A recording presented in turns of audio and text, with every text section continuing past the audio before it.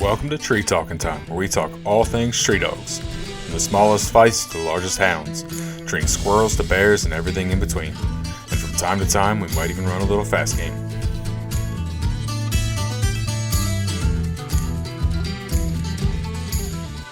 I grew up in a family with no other hunters, so no parents or grandparents were hunting. Yeah. But for some reason, I got hooked into the forest and the animals from a very early age. Mhm. And I remember it still very strongly to this day. I was about 7 years old and sitting at some old timers that were living next doors. And this was probably around September. Moose season was just around the corner. And I asked them if I were allowed to join them to hunt. And they responded that as a 7-year-old me, I was never still, always talking, that I would scare any moose away. Yeah. So that resulted in me sitting dead silently for me, it felt like ages, but might just been 10 minutes until they called my mom over to check on what happened. And I just responded that I was training to be still and sitting silently so I could one day join them on a hunt. And later that year, I got invited to join them for moose hunting. And since then, that day, I haven't really stopped. That's awesome. Yeah. At 7 years old, you're determined enough to train yourself to sit still. Yeah. Well, as the listeners can tell by your accent, you're not here in the United States, so where are you at? And why don't you introduce yourself? Yeah. My name is Erik Rohdin, and I live in the middle of Sweden. Living on a small farm place here, me and 4 dogs and the better half. Okay. We have about 10 hectares of land here, trying to grow some potatoes and carrots and fill the freezer with some good game meat. There you go. We got connected on Go Wild like a couple of years ago. Way back. There weren't very many dog guys, so the fact that we got connected because you were posting some photos of your dogs and stuff, and so was I. So that's how we kind of got connected on Go Wild. So that's where it all started, and we've talked a good bit over, through that app. If you're not on it, it's a great app. Yeah, for me, it's an amazing app to look on how it's mainly American users on the app, so it's a good way for me as a Swedish person to see the way of your dog handling and how you're hunting and expanding in the horizon. Yeah. So I have 3 hunting dogs right now. They're of the breed Russian European like us. Yep. I know you have had couple of guys here on the podcast. Yeah, I've had some Leica guys. Everyone that's been on has had West Siberians. Yeah, I think some of them that you talked with that has the West Siberian Lycas have quickly said that there are other breeds, and you have the West Siberian Lycas, you have the East Siberian Lycas, and then you have the Russian European Lycas. Yep. I try to describe the Lyca I have is a bit like a small Karelian bear dog. I know that your kennel club or the UKC, I also figured out that you have a lot of different clubs. Yes, very much. I haven't really dived into that side of American dogs that much, but I know some of the clubs don't recognize them as an own breed in the States. Yeah. So in theory, you could have some Russian European Lycas, but they would be registered as a Karelian bear dog. Yeah, because they look very similar. They're black and white, right? Yeah, they have to be black and white. So they're more related to the Karelian bear dog than the other 2 Lyca breeds. At least what I've been told. Like, I'm no dog breeding expert from the Russian side, so to say. Okay. I'm just a normal guy that loves hunting with dogs. Yeah, no, I understand. I've been around 1 Karelian, so I mean, I'm vaguely familiar with them, and I've seen a couple of the West Siberian Lycas over here too, so they're definitely gaining in popularity, I would say. Yeah, I would say over here it's a bit. The Spitz dog is one of the older used hunting dogs here, mainly for moose. They have found Norwegian moose dogs and like with the Viking graves and stuff like that. So it's a very long history of hunting with the dogs that we still use today. Mm-hmm. So yeah. So what all do you hunt with your dogs? So mainly, I would say I'm hunting moose, wild boar, with my dogs right now. Okay. They definitely love to bark at some squirrels, but we're not allowed to hunt squirrels here. So they also love some forest birds. Okay. And then I'm starting to do a bit more predator hunting. Mm-hmm. And I heard you were talking with someone about you were trying your dogs on bobcats, and I would say I'm probably in the same experience level right now, that I'm happy if I see a track and letting the dog loose on it, but I can't call myself a predator hunter. But in that way, it would be lynx and brown bear. Okay. Badgers is something I'm always hunting before the moose season starts here. Okay. Like our seasons for what game is allowed is kind of regulated, but at the other spectrum, we can use dogs for all the games we're chasing. Okay. That's a little different, yeah. So I think it's a bit different. It's a very freedomly used to use dogs. But like we can only use 2 dogs per game. I was just about to ask, like, aren't there some restrictions on that? Yeah, so you can only use 2 dogs per game. Okay. The only game we can chase with more is wolf, and then you can only use 3. So there's no like pack hunting in that sense. So the Russian European, like the dogs I have, they're trying to bay the animal. I haven't really found a good word for it. Like, what do you call when a dog is barking at a moose to stand still? I would say it's baying. Yeah, but then when I Google it, it also said that like a beagle is baying, and I wouldn't describe that as the same way. But no, I wouldn't either. I would definitely say though that the way any Spitz breed works, a moose would be baying it. Yeah. Yeah, so then the goal is to bay the game, whatever it is we're chasing. But yeah, mainly here when it comes to moose hunting or hunting in general, every land here is private. Okay. So you have to be either connected to a landowner or like in a hunting club that rents a hunting lease from a forest company. Okay. So how hard is it to get into one of those hunting clubs? It's definitely easier if you're born into it, that's for sure. I'm sure. For me, I grew up in the village with the old timers that 7-year-old me were training on being silent with. So my first hunting team was with like the village hunting team, which was 900 hectares around the village, basically. How big is a hectare? Then what do you want me to respond in? You have acres, right? Yes, we use acres. I mean, so I think 1 hectare is 2 acres, or like 2.5 maybe. Okay. Well, I mean, at least that gives some people a rough idea of what that equates to. Yeah. So I would say, like, if you have money, it's always easy. As in whatever country you're probably in, you can always pay someone to go hunt. But it takes a bit of connections. Luckily, or it depends on what eyes you have, I guess. But in the general area where I'm living, we have a lot of forest companies. Okay. So then it tends to be easier to get a hunting lease from a forest company. Yeah.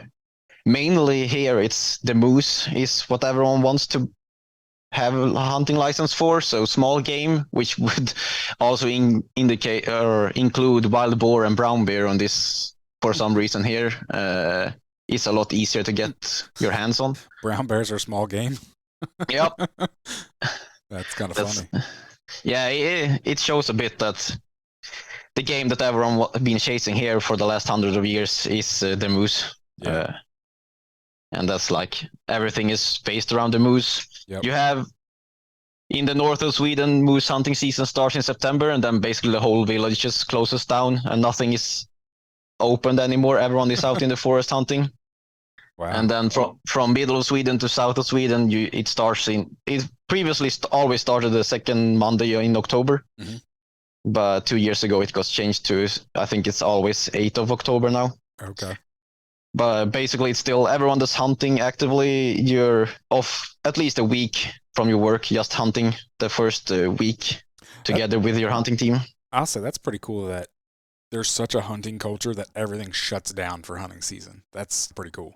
Yeah, especially like obviously not in the big cities, but like in a small city, you're definitely gonna have like the gas station might be open 3-4 hours before shooting hours, and then open after, and then it's empty during that day of the day when you can hunt. So it's definitely a very strong hunting culture, and it's definitely something like if you moved away from your home village to a city to work, then you're like it's like a homecoming during that week each year. So yeah, it's something that's really strong, connected in the countryside of Sweden. Is the moose hunting season? That's pretty cool. You don't. I mean, you see that to some degree here, but not on. From the sounds of it, on that kind of scale. So. Yeah, we're blessed in that way that hunting is very popular. Like the view of hunting in Sweden is very positive. That's great. Like I think it's Sweden and I think Norway that's like almost ranking the highest each year. Wow. If you compare different countries, obviously we have the anti-hunters here as well. Yeah. They're loud, but they're very few in numbers. Yeah. I would say we're kind of the same way. We have very few anti-hunters in numbers, but they're very loud. And the problem is the vast majority, at least here in the United States, are just kind of in that middle that don't hunt, don't care about it, So you've got a small group on either end, just a very large group in the middle. Yeah. So. Yeah, I think here, if you ask, at least I live on fairly the countryside, so if you ask any of my neighbors, they always love to eat some moose. And I think hunters here in general have been like, even if you grew up in a village, even if you didn't hunt, you still had access to game meat. Okay. I think a lot of people grew up with a positive mindset towards just the meat part of it. Yep. Like, I think it's a bit similar for you that anything that's cute or fluffy, that's where the point of anti-hunters are. Like here we have obviously a big debate with wolves and lynx and bears. Yep. That's like it's the same thing here. Nobody cares about deer, which is the number one thing here, but it's the predators and the things that are viewed as cute and fuzzy, and you're exactly right. And yeah, like for me, any animal population has to be controlled. Yep. Doesn't matter if it's a moose or wild boar or a lynx. Yeah. No, I mean we're battling it all over the United States. Different laws and stuff trying to get things shut down, and yeah, I would say majority of hunters in America would agree exactly with that we need to manage all these populations. Yeah, and I think it's from outside, like I can't really grasp that every state in America has their own rules and all that, but let's not dive into that whole area, I think. But I think it was you that I was talking to that I was trying to explain that to, because I'm like, I can hunt bears in West Virginia with dogs, but I can't in Pennsylvania where I live. So I've got to travel to hunt bears with dogs. Or if it wasn't you, it was like somebody else that wasn't from the United States. No, I think it was me. I remember that conversation. And for me, I can live on my hunting ground and just open the door and let my dog loose. But then you have the other side. Like I have 25 acres. Let's put it. I'm gonna try to use your terms. I think most of your listeners will be happy with that. So I have 25 acres around my property here, but my property is not connected to any of the local hunting teams. Okay. Which means my property is too small to use any dogs on. Like we have acres restrictions. So let's say you have a beagle. I know that's or Dutch hound that we're using to chase deer. Yeah. Then it's recommended that you have to have at least 300 to 400 acres to let the dog loose. And if you have a Spitz for like a Swedish moose dog or a Norwegian moose dog, then you want to be in the ballpark of above 1,000 acres before you're allowed to let your dogs loose. How the rule is if there's a high chance of your dog ending up on another property or another hunting team areas, then it's not a suited dog to chase games with on that property. It's very interesting. I did not realize that there was, regulation as far as the size of the property. No, it's like there isn't a law towards Okay. it. Like you can't go to jail for it, but like the hunting community, it's I like gotcha. recommended more. Like Yeah. obviously people are gonna use a moose dog on a smaller property, but it's viewed down upon, and both from the state and from like the hunting community. Like Okay. you should use the correct dog breed on the game you're chasing and on the property you're hunting. Mm-hmm. Yeah, that makes more sense. Yeah. Yeah. So here I'm still working my neighbors here in this area that I can connect my property to their hunting community or like in their hunting team. Because what's normal here is that you have maybe 1 or 2 dog handlers, and then you have 5 to 15 other hunters that's hunting together. As I haven't really found a good term for it, but like as a shooter, they're sitting on. Yep. Sometime as if anyone watched like Wild Boar Fever, you're sitting on a stand where you think the game is gonna cross a road or across a field. Yeah. And if you then have a hunting party or a group of friends hunting together, then I'm partially at the place myself. Like if you're hunting with 8-10 guys and you're having a good time together, then you don't invite new people just because they show up in your neighborhood. Yeah. So it takes a few years to get into it, so to say. I moved to this property 3 years ago now, so Okay. Got to foster those relationships and build it yeah. up. Yeah, right now I'm invited to hunt wild boars because they don't have any wild boars dogs in the one of the closer teams to me, so to say. So, hey, wherever you can get your foot in the door. Yeah. You're talking with people, talking about dogs. So yeah, it's a slow process, but I think it's a part of the process as well. And now I'm working within the forest industry, so I have a lot of contacts with the landowners spread around. So I have plenty of opportunities to go hunting. Oh, that's awesome. Right now I'm working towards getting a like permanently teamed more, like I want a property that has more wild boars on it, because at least both of my female lycas, they prefer wild boars. I have a 7-year-old that's like, she will hunt the moose, but she's pushing them towards me. Like she doesn't want to stay and bay them for a long hour of time. She just push them towards me, and if I doesn't shoot, then she just tries to find something else to chase. Gotcha. Well, if you run across a wild boar, oh, she's gonna chase that. Yeah, I've seen that before, where dogs definitely prefer one game over another. Yeah, I think it's like every dog is different. Even if you have, like for me, my older female is the grandmother to my young female. So like even if they're related and the same breed, they're not gonna hunt the same. No, definitely not. And I think that's something that's brilliant, and it's fun to like. You have to, as a hunter and as a dog handler, like you will never be fully learned in the way of hunting. And as soon as you think you know how this dog is working, then you get a new dog and it's completely different. Exactly. Now, like you said, even being related, I hunt a mother and a son, and they're vastly different. He reminds me more of his dad than he does of his mom when I hunt him, and so it's just funny to see the differences between the two. So I know exactly what you mean.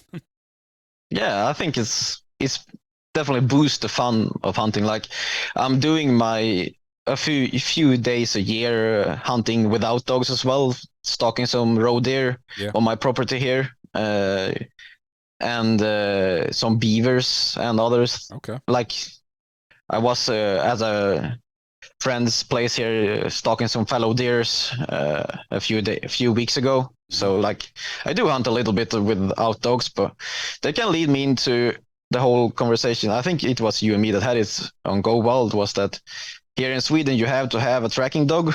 Yeah. No matter what game you're hunting, you have to be able to have a scent dog or a dog that can chase down the game in case of a bad shot within 2 hours. And that's something for me that's very foreign, that I know states in America you can't even use a dog. to track down a wounded animal. Yeah, it's becoming more and more popular here in the United States to have tracking dogs, and not necessarily everybody has one or has access to one by any means, but they're definitely becoming more popular. And I would say a lot of states have changed laws within the last probably 5 to 10 years to allow for it. I know Pennsylvania, we changed the law because you're right. We did at one point we weren't allowed to track deer with dogs, and now we are allowed to use a leashed dog to track wounded deer.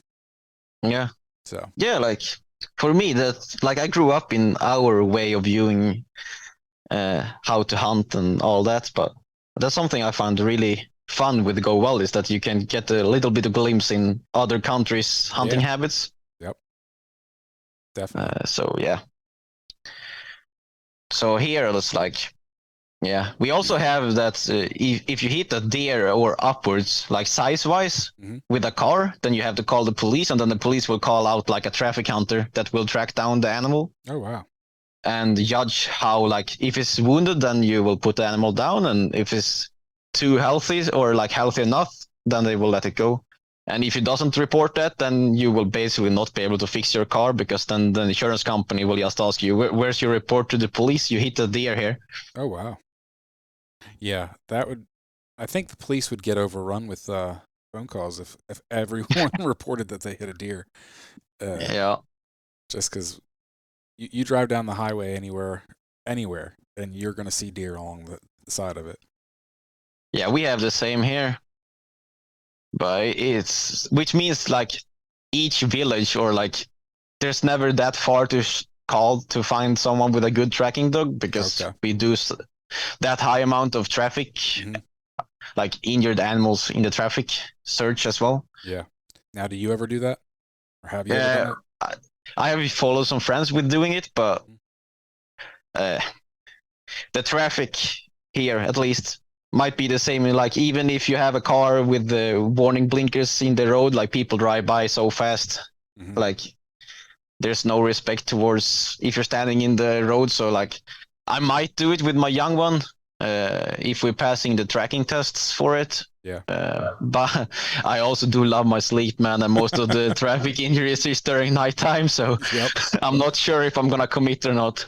No, I understand it. Especially you saying about people just not slowing down. Actually, a couple years ago, I hit a deer on the road and my airbag went off. So like I got out of the car and my hood popped up. So like I got out of the car because I couldn't see anything. So I'm like I can't move the car if I can't see. And so I get out like to shut my hood and everything. And while I got out after I got out of the car, once again it was dark. It was early morning. I actually had somebody that went around me in the median of the road because they were just flying and they weren't paying attention. All of a sudden, they came up on my car, just stopped, and they actually almost hit me standing there. So I get it. Being on the side of the road with is not a place to be. You want to necessarily be with a dog. No. And if you have like wild boar or moose, like you're gonna have to let the dog off leash. Mm-hmm. And a lot of time it feels like it can come back to the road as well. So Yeah. I just have to Google quickly here. We have about 60,000 traffic reports with deer and above each year. Oh So wow. for a small country, that's still a lot of animals hit and Yeah. tracked down. Yeah. I'll say that there's just a big difference in the way you guys view game animals versus here. Yeah, like I think it's like I'm not gonna talk about our history here. I'm not no history expert, but like it's all game animal has always been viewed up above. Mm-hmm. Like I think Yeah. it's for 200-300 years ago, like all the mooses belonged to the king. No peasants were allowed to chase them. Yeah. And then we had a king that was almost dethroned, and he just released the moose for a free chase for everyone, and suddenly everyone was happy. That's kind of funny. Yeah. I never knew that, but well, let's talk about your dogs, and so let's talk Yep. about the Russian European Lycas, and so how big are they by comparison to some of the other Lyca breeds? They're definitely smaller. Like now we might have the same issue with hectares and acres, but my female weighs about 16 to 18 kilos. Okay. So I'm not sure what that it's pounds for you guys, right? Yeah. Here But we. like they're both my females is 50, 52, 53 centimeters in height. Okay. On how you measure them. Like, what's the word for it in English? We use inches. Oh, yeah, you use inches. Yeah. So 16 kilos is like 35 pounds. Yeah. Okay. So medium-sized dogs. Yeah, they're definitely medium sized. Like, if you've seen a West Siberian, like they're a few centimeters higher and a few pounds heavier. Yeah. But the big thing for Russian European Lycas is that they have to be white and black. Yeah. Where the West Siberians can be like whatever. Yeah. I think both West Siberian and East Siberian can be basically. Mm-hmm. I'm not gonna talk down upon them, but they can be a lot of different colors. Yeah, the color is not heavily regulated. No. So yeah, it's a medium-sized Spitz dog. Mm-hmm. What made here you in get Sweden? them? Sorry. What made you want to get them versus a different Spitz? Yeah, so I grew up with the moose hunting in the village hunting area we had. So what was it in acres? Like 2,000 acres. Mm-hmm. And if you go towards the like Swedish moose dog, which is in Swedish called jämthund, and then the Norwegian moose dog. I know you had some on the podcast here that had the Norwegian moose dog to chase hogs. Yep, he chases hogs in North Carolina. Yeah, they're very much wider in the search and the way they're hunting. Like a normal Swedish moose dog will probably be on. We're gonna have the same problem with meters to yards here, right? That's fine, whatever. Meters and yards are close enough. So they're searching. I would say a normal Swedish moose dog will search between 500 meters to a kilometers away from the dog handler. Okay. And if it doesn't find any game, it's just gonna keep going bigger and bigger until it finds a moose. Mm-hmm. Even if the dog handler stands still, it's just gonna keep searching until it finds a moose. A lot of people enjoy that hunting style. Like they let a dog loose, and then when it starts barking, you know they have a moose spade. Yeah.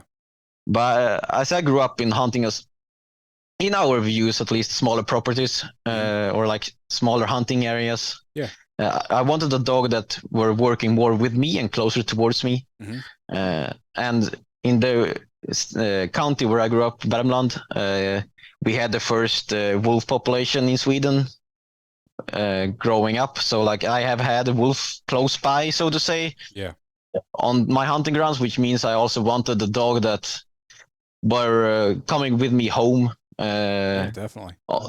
A lot of the Swedish moose dogs and the Norwegian moose dog, they can easily stay and bay a moose for 20 hours. Wow. Which is like leaving a dog in the forest baying through the night it's not something that I at least enjoy. Then obviously if you have a good handle on your dog, you whistle and it comes to you. But no, but just like you said, the fact that they range out, the fact that they bay a lot harder and tighter, and so therefore they're more inclined to stay out there. That puts them all at a lot more risk of getting attacked by a wolf, and so or being on the neighboring property. So that's what got me looking into other breeds. Like we have a lot of different breeds here. We have the Norwegian Spitz, which is a breed I was looking at as well, and then we had the different Lyca breeds. Mm-hmm. And just by chance, I stumbled upon this Russian European Lyca male that I have now. Gotcha. He relocated to me as he was just about 1 year old because he got injured by a wild boar early on, and then the first owner had other male dogs that they didn't really get along. So at the time I was only hunting moose, so for me it didn't mind that. The view was that he got injured so young by a wild boar that he probably wasn't gonna chase the wild boars. Yeah. Which is true. Now he will bark at them, but then he's gonna come to me and let them go away again. But he worked out good as a moose dog. Like awesome. I still remember one of the first hunts I had with him on my home hunting area is probably let him loose 5 or 6 times before the hunting season started, and then the big moose weekend was around the corner, so to say, and I were the only dog handler, and I was 22, 23 at the time, and then you have 8 or 9 people sitting on shooting stands just waiting for you to find a moose for them, so they're not wasting their time. So it's a bit of a Yeah, I pressure. was gonna say you weren't nervous or anything, were you? No, nervous at all. And we basically went through the whole area where we were gonna hunt that day, and I got to this one of the old timers that actually took me hunting when I was 7 years old, and he was like, this dog is never gonna find a moose. He's way too close to you, because compared to like a Swedish moose dog or a Norwegian Yeah. moose dog, he was like, he's hunting maybe 100 to 250 meters away from me. Okay. And I know as soon as he passed that 300-meter mark, I know he's gonna start barking. But I was sitting next to this old timer, and he's like, "Yeah, no, we're not gonna find the moose today." And then I see on the GPS tracker, he goes 200, 250, 300 meters, and then he starts barking. And I'm crossing my fingers, like, please be a moose here. Yeah, definitely. Yeah, so I start sneaking over, and I'm getting to 20, 30 meters away. It's still very good baying from the dog, and like coming to a stop, and I realized that there's a cliff like 10 meters drop between me and the dog. Oh, geez. So I'm slowly walking by and looking over the edge, and I see the dog barking, and I see 2 moose ears flopping like literally dead below me. That's so I'm awesome. like, I'm debating with myself if I could shoot, but like from that angle, the dog would be literally on the other side of the moose. So I decided to backtrack and then try to find a way down. Mm-hmm. Kept sneaking over, and it felt like it was ages. It probably was 10 minutes when I'm looking back at it, but it felt like it took so long to get around. Yeah. And then I shoot a nice moose cow for the dog, and like probably the first day of properly hunting with the dog since I took him over, and yeah, it was amazing. Then it took us 4 to 5 hours to haul that moose out, but that was beside the point. Yeah. You just mentioned that you use GPS. I'm just curious as to what kind of GPS you use. Yeah, I would say the most common used is Garmin. Okay. So it's the same, like you have the 320 Yeah. and then the Alpha 100 and then now the Alpha 200. Okay. I would say, if we're just strictly speaking moose dogs here, most people will use them as the number one GPS when they're within 1 kilometer of the dog. Mm-hmm. And as most moose breeds tend to go wide, most people also have different brands of mobile GPS trackers. Like you have Tracker and then Ultracom, which are the 2 big ones. Gotcha. And then also B-Bark, it's basically a GPS tracker that you follow in the phone that goes on the mobile internet service providers connection. I've seen Tracker. Somebody had shown me those, so that's why I was curious is if you used Garmin's or not. Now, are you guys allowed to use the track and train collars over there? Because I believe in Norway, Bear Sargusa, who does the Hunting Hound podcast, said that they're not allowed to use the. Well, I think the fact is, if I push the same button as I think you have electric shock, right? Yes. I assume that's the one you mean. Yes. Then we just have a lamp that turns on. Okay. I think that's the answer. But you have the sound and the vibration still on the Garmin, which we're allowed to use. Gotcha. But then one of the big plus side with like Tracker or like the mobile devices, we have 2 brands that like We Hunt and Easy Hunt, which is basically for the whole team, where you can put out stands, and then every people that's hunting with you can see where the dog is, and you can see wherever people is to make it safe. Yeah, that's pretty cool. So I think that's something that's really exploded a lot in popularity the last few years, because you can add property lines. So even if you're joining as a friend of a friend on a hunt, and you can just look at your phone and find your way to the correct stand, and you know you're within the correct property. Yeah, that is pretty cool. So the downside is that you have times where people are looking at the phone and seeing where the dog is, and then you have a moose run by. Yeah, definitely a downside.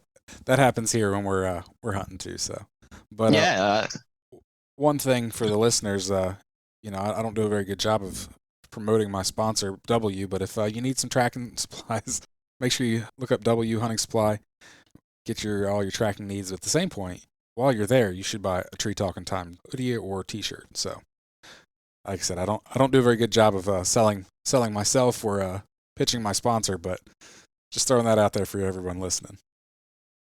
Yeah, I actually looked at them. I'm gonna have to message them to see if they ship to Europe.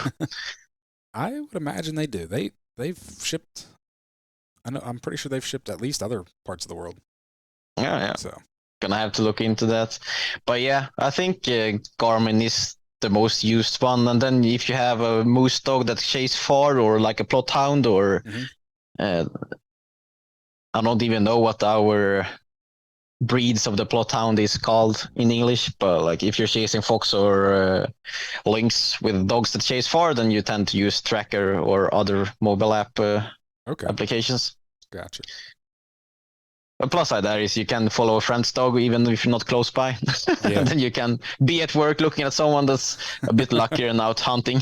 Yeah. That actually happened to me back in October. We were bear hunting, and it was funny. The one guy couldn't be there that morning with us, so he turned his tracker on so he could track all everyone else's dogs while he was at work, because he was only working right up the road. And so while we're out there bear hunting, he's watching what's going on with us. Listening to his radio when he had time, seeing how we were doing. Well, yeah, like I have to ask that. Like, can you use radio communication? Like I've seen different information about that in different states. Yeah, like you said, it depends on the state. And it also depends on the type of hunting you're doing. But it's very common with big game hunting. You know, bears, coyotes, stuff like that, where you're hunting with a group. You're communicating with, from truck to truck, or people on the ground, have handhelds, and you go up in the woods, and that way somebody back at the truck and communicate with people. So yeah, well, we only have the handhelds. Like, okay, to quickly mention that, like with trucks, like here, like as soon as you're starting an engine, doesn't matter if it's a truck or it's a electrical bicycle. Like as soon as you use an engine to do something, then the hunt is over. You're never allowed to use any sort of engines to like help with the hunt, so to say. Oh wow. So if we're two dog handlers and my dog chases off with a wild boar and goes a few kilometers away, and I drive to pick her up, then I just have to wait until like that hunt is over. Oh wow. Maybe you call the hunt off at lunch. And then I can release one of my dogs after lunch, but I can't go pick up my dog and then let it back. Wow. Because then, well, the way we bear hunt and coyote hunt and cat hunt a lot of times is you're hunting out of a truck, and you're driving around looking for tracks, and once you dump your dogs out, a lot of times you're trying to keep up with them with a truck or with a side by side or with a snowmobile, whatever, So it's very common to use vehicles while we hunt. Even coon hunters, a lot of times, you dump your dog and they tree a mile away. You drive around to the other side to get closer, and so. Yeah, here instead we walk on the road with the dogs when you're bear hunting, and then you just have to use your legs and keep up with the dogs. So I think it's a bit more like I think it was Alex that you had on that talked about how he hunted with the Western and Leica. So like, yes.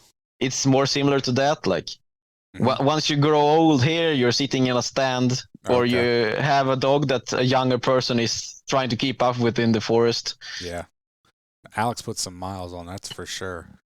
Yeah, I would love to hunt with Alex, but I don't think I could keep up with him. He's a giant for one, and his legs are like almost as long as me. That's how tall he is, so I don't know if I could ever keep up with him. Yeah, I talked a bit with Alex. Like, I'm definitely would like to come over and do some hunts in the States, and Alex is one of the persons I would definitely enjoy going to hunt with, as we have like different kind of Leicas, obviously, but they're hunting the same way. Yeah, definitely sound a lot of the Leicas. And even when I had the guy on that had the Norwegian elk hound, which for anyone listening, you've been referring to them as moose, Norwegian moose hounds. But, it's the same breed. So, but it sounds like all the Spitz breeds hunt very similarly. Yeah, and I think in some sense they're all from the same breed. If you go back far enough, like if you have the Lycus, they're divided up depending on which part of Russia they're coming from, and if you go with Sweden and Norway, well, it depends if you're in Norway or Sweden, what you call it. Yeah. But yeah, there. That's a big difference, I would say, from the States to here is that you're never allowed to use any sort of vehicle to help yourself, so to say. Like, Yeah. even when it comes to trail cams, it's like if I get a picture of let's say I get a picture of a wild boar at my food station. Hmm. If I go there now, just like I get a picture now, I drove over there. And that's breaking the law. Like you can't use that information you get of a trail cam to chase the same day. Oh wow. So like you can use the trail cam to like find patterns in the animal, but like the same way, if someone calls me like there's a moose on this area, can you come here with your dog? Then I'm using the vehicle to go to chase that moose, and then I use the vehicle to like higher my chances of finding that game. Wow. So like it's very regulated. Like I can obviously use my car to get to my hunting ground, Hmm. uh, but it's in the gray area. If I'm not planning hunting tomorrow and someone calls me tomorrow that they seen a moose and I drive there, then that's like borderline not okay. That's crazy. Like, I can kind of see what you're saying. Once you start the hunt, you're not allowed to hop in a vehicle, but you're not even allowed to like drive to somewhere where the game has been seen. That it's just crazy the differences in the laws and stuff between the country, Yeah, our yeah. country. European I'm, countries I'm, versus the United States. yeah, and then, like it's different here in Europe as well, like from country to country. Yeah. And when you come to like lynx and then brown bear and now also wolves, like any hunt we have of the bigger predators is like strictly regulated, and each ruling, like the hunting season this year, then the state can put out different where it's okay to break the law. Like when you're normally in most areas here, when you're chasing lynx, you can track it from the car, and you can also use trail cam information. But then it has to be like a decision from the state that this year it's okay Okay. to use it. So like That is. most of the time, like big predator hunting, we can use cars. At least on lynx. Mhm. Brown bear, I know like there's some really nice YouTube videos out there with a big bear hunter called Rasmus Boström. I think he's been on some podcast in the States as well. And Yeah. like you just see him, he walks like 20 kilometers a day just following a road until one of his dogs makes a mark, and then the hunt starts. Yeah. Crazy. It's a lot of So like walking. I think eh, we have been spoiled over here that a lot of yeah, I us think wouldn't want to switch to your way. That's for sure. Yeah, I think it's a bit both ways. On the other side, like you have states where you can't use dogs. Like we can use a dog on anything we want to hunt. Mhm. Like, so I think it goes both the ways, and I'm not True. sure which way is more correct, so to say. But like for me, growing up with like never using a car, it's like truck hunting would be like, isn't the point to be in the forest and walking those 10, 15 kilometers? Like that's for me is part of the hunting and part of being a dog handler is just putting those miles in. Now I work within the forest industry, so I work basically by walking in the forest with Yeah. forest management. So I do 10 to 15 kilometers walking per day during work hours as well. So I'm hoping if I go over, I can keep up with Alex. I'm sure you can. One thing I wanted to ask is like, Mhm. how is it with dog shows? Because like I see on Facebook, like Facebook or Go Wild, it's amazing in one way that you can connect with people across the globe. But like, like, how is it with dog shows and hunting dogs in the States? Because from listening to your podcast, like you have a lot of different breeds, I Yes. think, and then you mix breeds with like you're mixing a lot more than we do. Like here, more normally at least you have a Russian European like, and then you find the Russian European in like a male. Like for me, my young female, I'm gonna have to look in. I was planning to look in Russia, but yeah, I'm not gonna even go there. But so now I'm gonna try to find a male in either Finland or in Estonia, I think. Okay. Uh, So but like, with shows, like you've got bench shows, like so UKC has bench shows. A bench show is at a lot of times held at a licensed hunt. So you have the coonhound breeds that, or even the cur breeds, they can be shown. They stand up on a bench, which is why it's called a bench show, which is just a little platform they stand on and get judged. And then you have confirmation shows, which confirmation shows are like the next step up, and that's the the dog shows you see on TV where you show against you know every other breed of dog and all that. But I would say there are bench show dogs that are not hunting dogs, but there's also a lot of people that show their hunting dogs, and it's not uncommon within the bench show world to have dogs that are grand bench champions, but also you know night champions or grand night champions, and so you see both. And then you're right, we do have a lot of crossbred dogs, and especially in the big game world, you see, I would say, more crossbred dogs than you do in like the coonhound world. In the big game world, most of those guys just don't care about papers. They don't care about showing dogs. They don't care about competing in any events. They just want to catch game, and whatever catches game is what matters, and the style that they like to do it. And so they've got a really good blue tick and they've got a really good walker. It's not uncommon to cross them. Yeah, I can totally respect that, but like here, I think our show then would be something in between a bench show and I already forgot the name, but like we have. Show?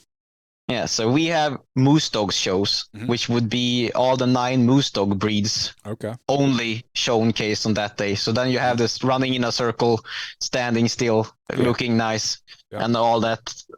That's normal. And for us to start any hunting dog, it doesn't matter if it's a moose dog, or I'm not going to put it out. I think it might be some hunting breeds that can start without a dog show, but for the moose dogs, you have to have an at least okay grade on a dog show to be able to start on hunting tests. Okay. That's also something different. Like, you guys, do you have to have your dogs tested before you're allowed to hunt? No. Okay. I know some other countries you do. Yeah. You have, if you want to be the traffic hunting, like searching wounded animals from traffic, then you have to do a test for that. Gotcha. But to start any hunting test, so to say, then you have to have an okay grade, at least on a dog show.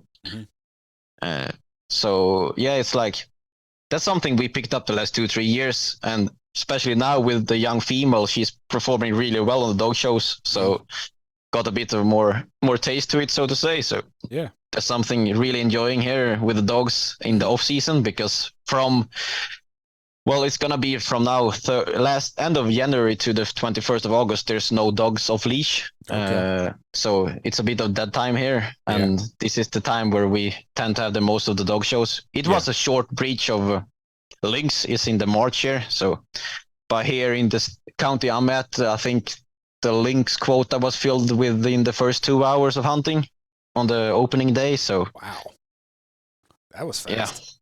Yeah.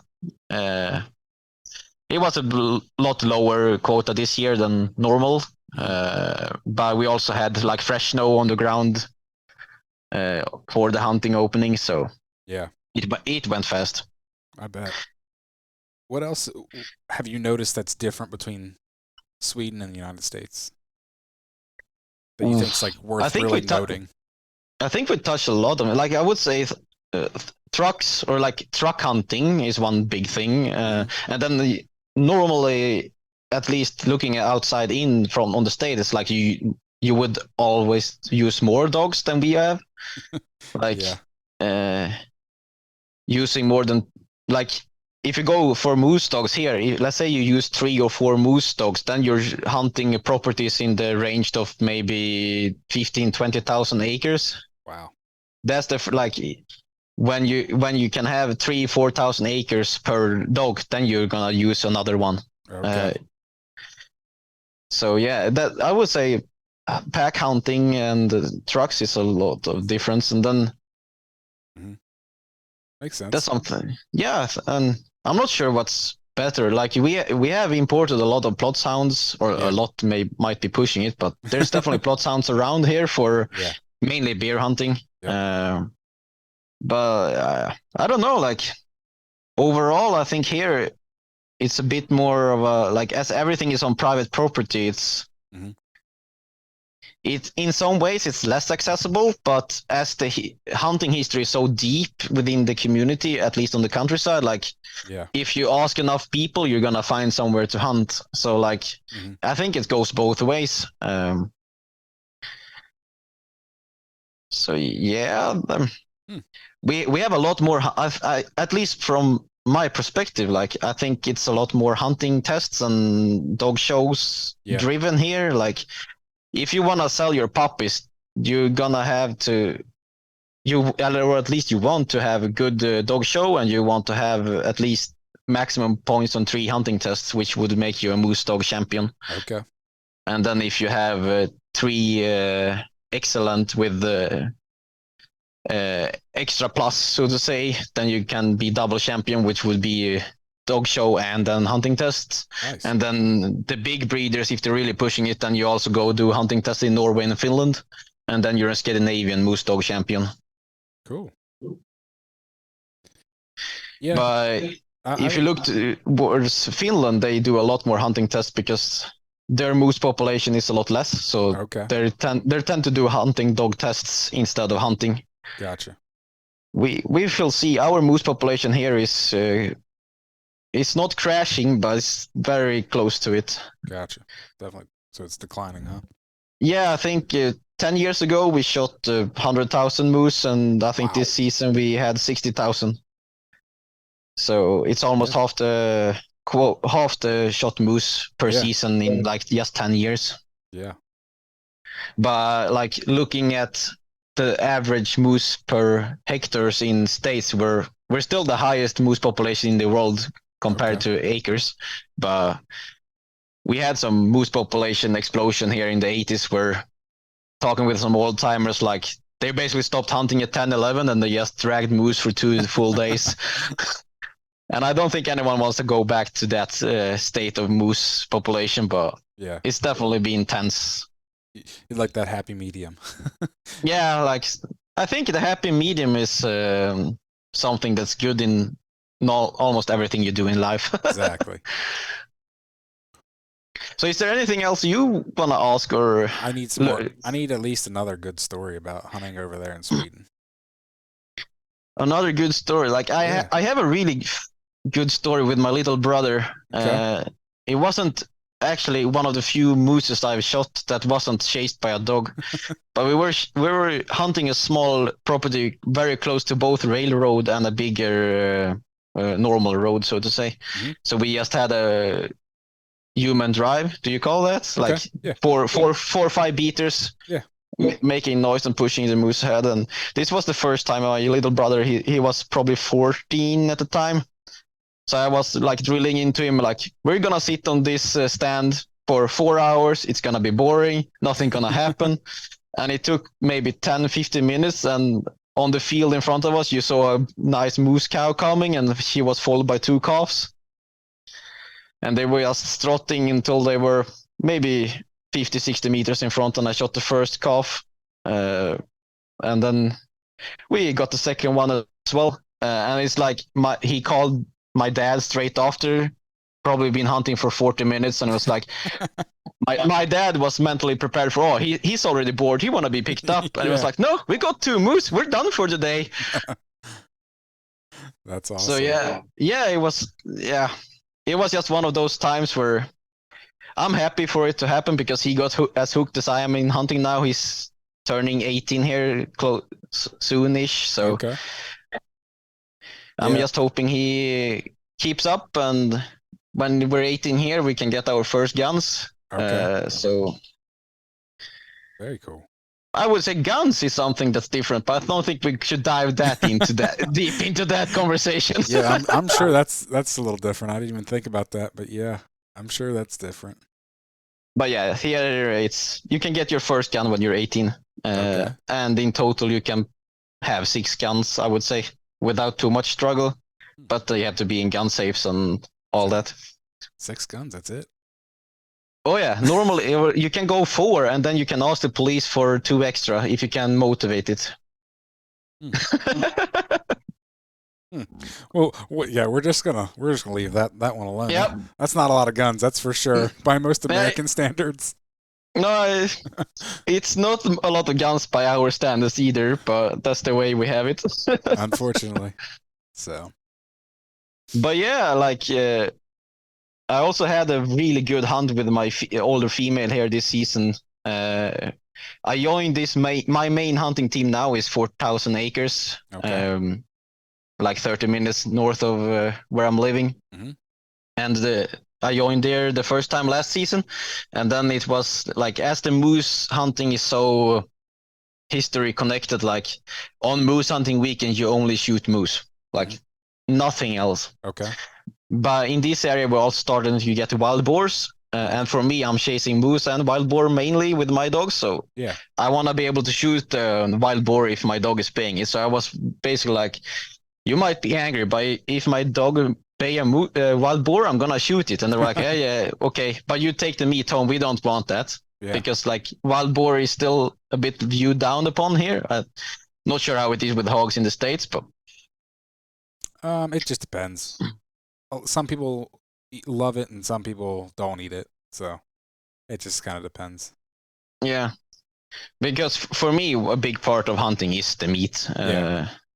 That's like, yeah. For me, I'm like, I would love to have some plot hound or something like that and just chase predators, but I love that moose meat. Yeah. But yeah, back to the story. Like, she picked up one of these big wild boar hogs, probably like 150 kilos, tracks like a moose calf.